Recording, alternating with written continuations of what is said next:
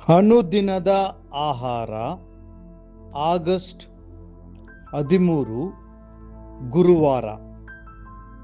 ದೇವರನ್ನ ಮೆಚ್ಚಿಸಿರಿ. ಕೀರ್ತನೆಗಳು 48ನೇ ವಚನ. ನನ್ನ ದೇವರೇ, ನಿನ್ನ ಚಿತ್ತವನ್ನ ಅನುಸರಿಸುವುದೇ ನನ್ನ ಸಂತೋಷವು. ನಿನ್ನ ಧರ್ಮೋಪದೇಶವು ನನ್ನ ಅಂತರಂಗದಲ್ಲಿದೆ.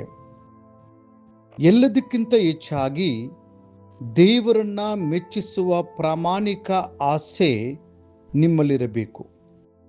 ಆ ಆಸೆ ಇಲ್ಲದಿದ್ದರೆ ನೀವು ಕೇವಲ ಹೆಸರಿಗೆ ಮಾತ್ರ ಕ್ರೈಸ್ತರಾಗಿ ಉಳಿಯಬಹುದು. ಕ್ರಿಸ್ತನೊಂದಿಗಿನ ಜೀವಿತದ ನೈಜತೆಯನ್ನ ಅನುಭವಿಸದೆ ಕೇವಲ ನಾಮಧೇಯ ಕ್ರೈಸ್ತರಾಗಿರಬಹುದು. ಕರ್ತನ ಮೇಲಿನ ಪ್ರೀತಿಯೇ ಆತನನ್ನು ಮೆಚ್ಚಿಸಲು ನಮ್ಮನ್ನು ಪ್ರೇರೇಪಿಸುತ್ತದೆ.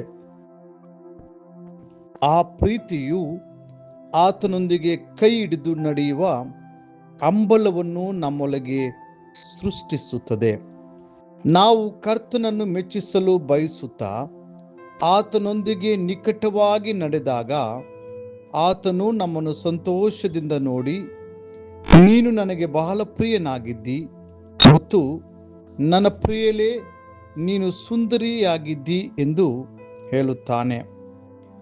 ಸಾಧು ಸುಂದರ್ ಸಿಂಗ್ ಅವರು ಕರ್ತನೊಂದಿಗೆ ನಿಕಟವಾಗಿ ನಡೆದವರು ಮತ್ತು ತಮ್ಮ ಜೀವಿತವನ್ನು ಸಂಪೂರ್ಣವಾಗಿ ಆತನಿಗೆ ಸಮರ್ಪಿಸಿಕೊಂಡವರು.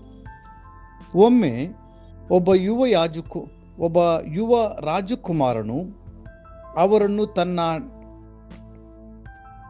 ಅರಮನೆಗೆ ಆದರದಿಂದ ಆಹ್ವಾನಿಸಿದನು.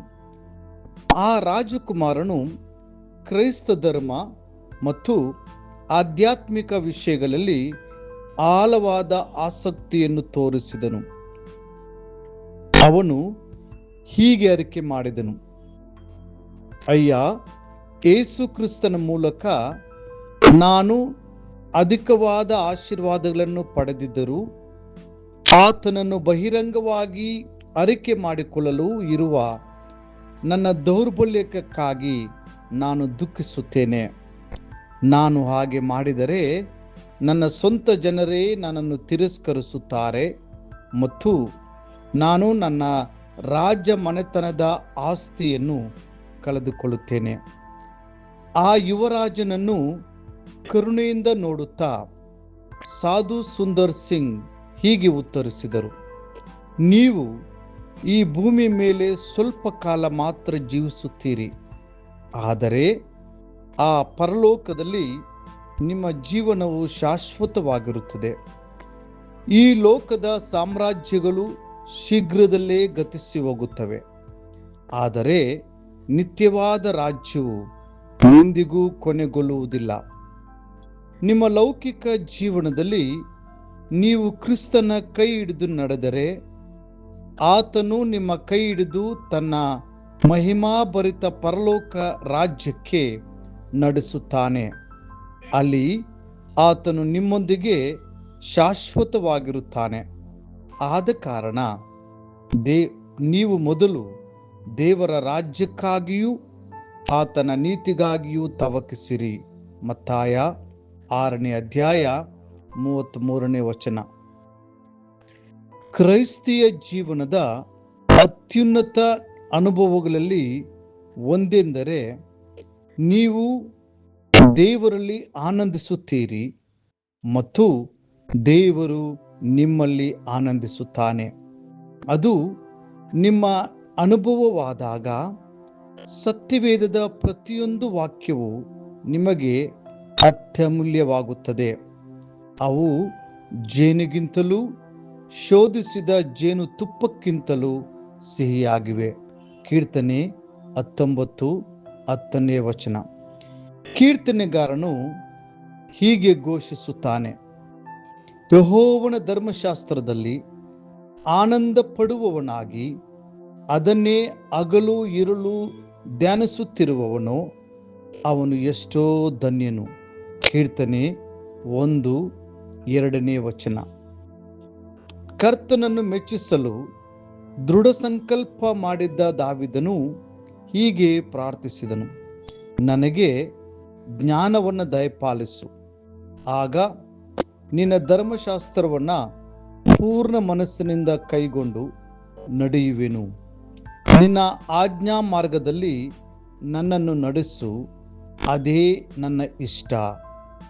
ಕೀರ್ತನೆ 119, 34, 35 ವಚನಗಳು.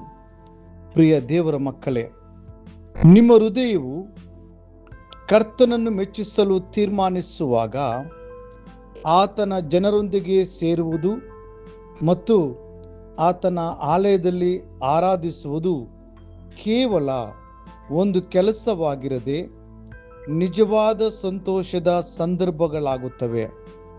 ಆದ್ದರಿಂದ ಕರ್ತನನ್ನು ಪ್ರೀತಿಸಿರಿ, ಆತ್ಮದಿಂದಲೂ ಸತ್ಯದಿಂದಲೂ ಆತನನ್ನು ಆರಾಧಿಸಿರಿ ಮತ್ತು ಆತನ ಸನ್ನಿಧಿಯಲ್ಲಿ ಆನಂದಿಸಿರಿ. ಮುಂದಿನ ಅಧ್ಯಯನಕ್ಕಾಗಿ ದೇವರ ವಾಕ್ಯ. ನಮ್ಮ ಯೆಹೋವ ದೇವರ ಪ್ರಸನ್ನತೆಯು ನಮ್ಮ ಮೇಲೆ ಇರಲಿ. ನಾವು ಕೈ ಹಾಕಿದ ಕೆಲಸವನ್ನು ನಮಗೆ ಸಫಲಪಡಿಸು. ಕೀರ್ತನೆ 90:17. ಈ ದಿನ ಓದುವ ದೇವರ ವಾಕ್ಯ. ಮುಂಜಾನೆ ಕೀರ್ತನೆ 87, 88 ಅಧ್ಯಾಯಗಳು. ಸಂಜೆ ರೋಮಾಪುರದವರೆಗೆ 13ನೇ ಅಧ್ಯಾಯ. ಕರ್ತನು ನಿಮ್ಮನ್ನು ಆಶೀರ್ವದಿಸಲಿ.